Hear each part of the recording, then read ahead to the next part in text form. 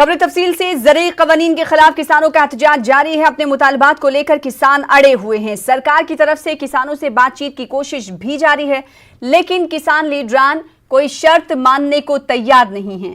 Delhi NCR में आज भी ट्रैफिक जाम है और आम लोगों को परेशानियों का सामना है।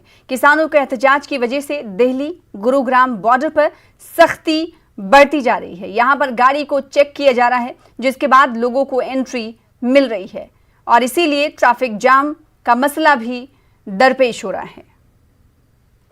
तरफ अभी फिलहाल कोई इनपुट ऐसा नहीं है कि किसानों का मूवमेंट यहाँ से होगा, बट हमको अपने प्रिकॉशनरी मेजर्स तो पूरे रखने ही हैं, तो उसी के लिए हम लोग ये सारी तैयारी कर रहे हैं। और हम लोग सिंगू बॉर्डर और टीकरी बॉर्डर से क्यों लेकर के हम लोगों ने ये प्लानिंग करी है कि worst to worst case scenario में जितने ज़्यादा आ जाएंगे तो उसी के लिए हमने ये तैयारी करी है। कौन कौन सी फोर्सेस लगाई गई? लोकल पुलिस फोर्स है और बाहर की पैरामिलिट्री फोर्स है।